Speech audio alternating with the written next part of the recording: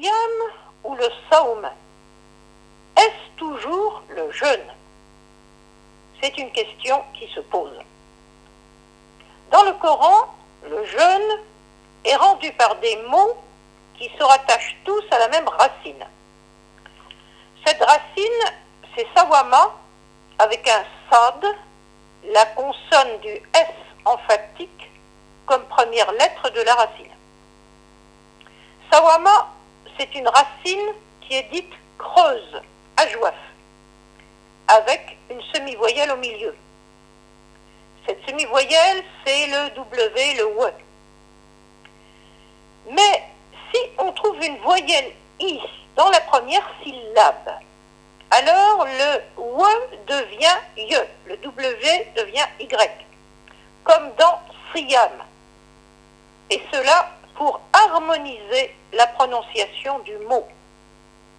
C'est un changement habituel dans ce genre de racines irrégulières. En examinant les mots tirés de cette racine, on constate une seule utilisation en période mécoise. C'est dans la sourate 19 au verset 26 avec le mot saum. Il s'agit du récit de la naissance miraculeuse du fils dont le nom n'est pas donné, de Mariam, Marie. Dans ce verset, Marie fait vœu de saum au Rahman, le Dieu bienfaisant. Elle dit « Nazartu lirrahman sauman » j'ai fait vœu de saum au Rahman. Aujourd'hui, tout le monde ou presque, y compris les traducteurs modernes du Coran, croient comprendre que le saum du verset, c'est le jeûne. Eh bien, ce n'est pas cela du tout. Certes, en hébreu, comme en araméen, en syriaque et en éthiopien, le mot avec la même racine, c'est bien le jeûne. Selon les langues, c'est saum, saïma ou siyom. Mais en arabe, les mots dérivés de cette racine sont compris différemment selon les contextes et surtout, ils sont compris d'une manière plus large. Il y a bien dans certains cas le sens de jeûner. Mais il y a aussi un sens plus large qui est de s'abstenir de faire quelque chose. Dans le cas du saum de Mariam, dans le Coran, donc à la sourate 19 au verset 26, le sens n'est pas du tout de jeûner. Non, le sens c'est s'abstenir de parler. Donc, garder le silence. Après la naissance extraordinaire, et cela pour faire taire ceux qui dénigrent. La raison de cet élargissement du sens, dans la société tribale du 7e siècle, c'est une raison anthropologique. Jeûner, et surtout jeûner longtemps, aurait été très problématique dans une société de pénurie, où la famine, joua, menace, comme ce qui est évoqué dans la sourate 106 au verset 4.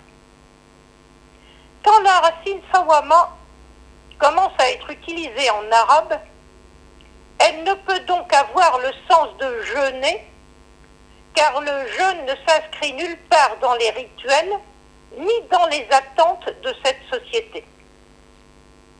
Les tribus d'Arabie s'étaient donné d'autres modes de solidarité, comme de réparation et de compensation, sur lesquels insiste d'ailleurs beaucoup le Coran.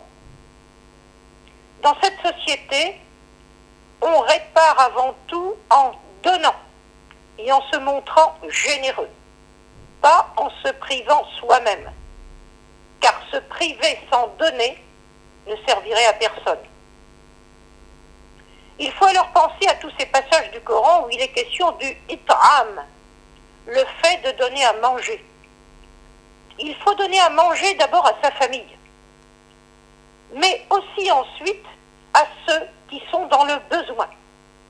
C'est dit à la sourate 90 des versets 14 à 16 ou dans la sourate 76 au verset 8. Il faut donner également à manger encore à ceux qui risquent d'être exposés à un péril, comme par exemple le voyageur, Ibn Sabil. Vous trouvez cela dans la sourate 17 au verset 26, dans la sourate 30 au verset 38. C'est seulement en période médinoise, au moment de la confrontation avec les juifs locaux, qu'apparaît le mot kafara, la compensation, qui est lui aussi importé de l'hébreu et de l'araméen, à partir de la racine sémitique kapara, qui est de la même racine que l'hébreu kippour.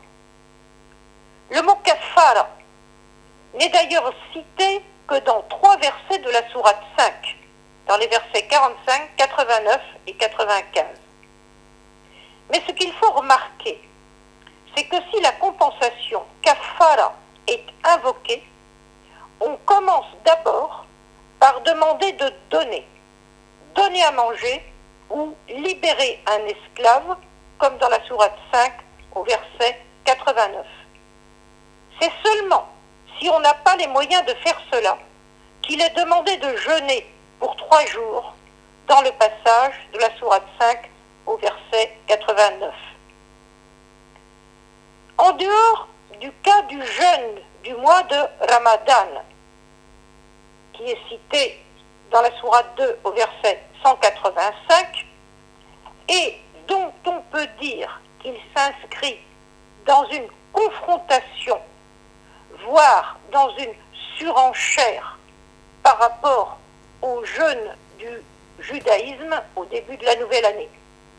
En dehors donc de l'innovation du jeûne de Ramadan, le jeûne compensatoire de la kafara n'apparaît pas comme de première intention. Il y a d'abord la demande de don qui, lui, s'accorde avec les attentes locales.